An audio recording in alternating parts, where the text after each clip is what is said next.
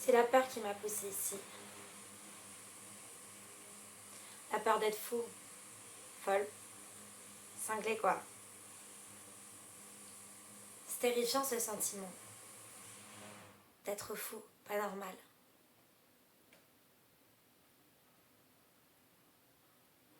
Souvent je me dis qu'en réalité cet endroit c'est peut-être le refuge du peu de personnes normales qui restent au monde. Vous savez, je suis venue ici mais je suis pas folle. Je pense que ça se verrait si j'étais folle. C'est juste que...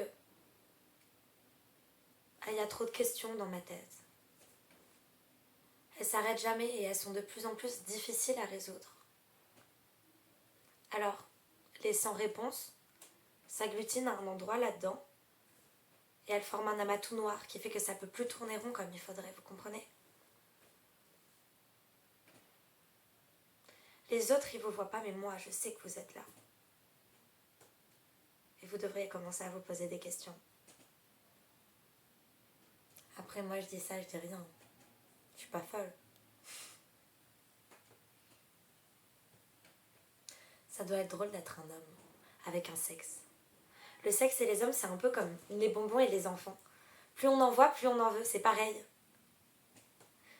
Quand tu vois tout le temps quelque chose, t'as plus envie de l'utiliser. Nous, c'est tout caché. Je sais pas si vous comprenez.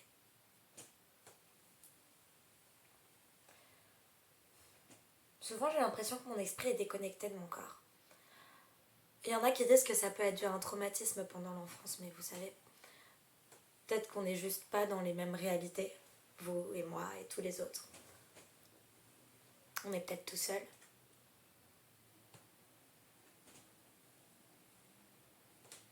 J'aime bien les gouttes qui coulent le long des vitres, quand ça va vite en train ou en voiture.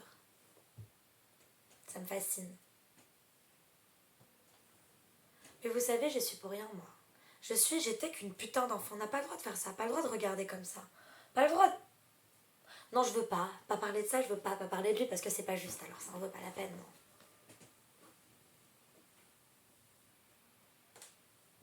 Maintenant que j'ai compris comment jouer, ce serait pas bien de le faire à chaque fois.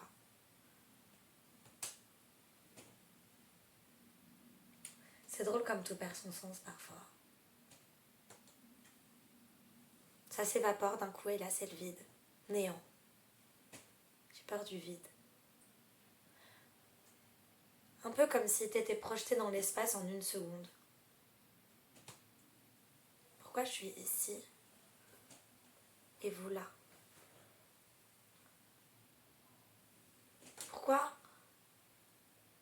Pourquoi un monde est pas plein? Pourquoi un jour on a décidé de faire des routes grises? Des routes moches? Parce que c'était plus simple, oui, mais pourquoi pas des routes roses, verts, jaunes, bleus? Des routes qui fassent un peu plus voir la vie en beau?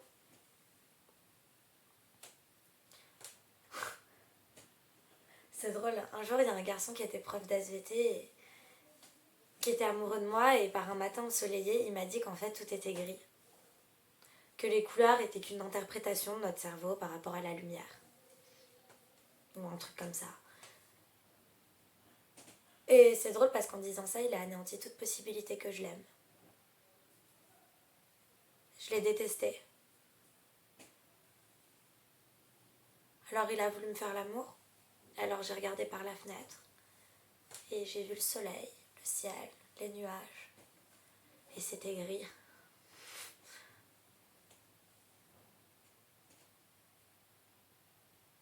Puis je veux dire, comment on fait pour vivre? Je veux dire vivre longtemps. Comment notre cerveau y fait pour pas devenir cinglé? Je me réveille le matin, je sais même plus qui je suis. Puis tous ces rêves la nuit.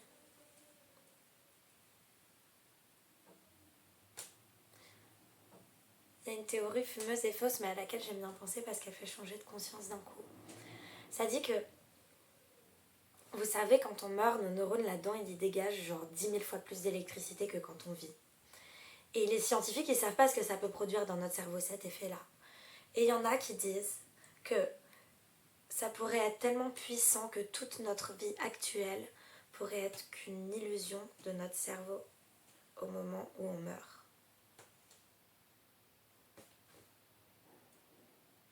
Comme si on était tous en train de mourir à la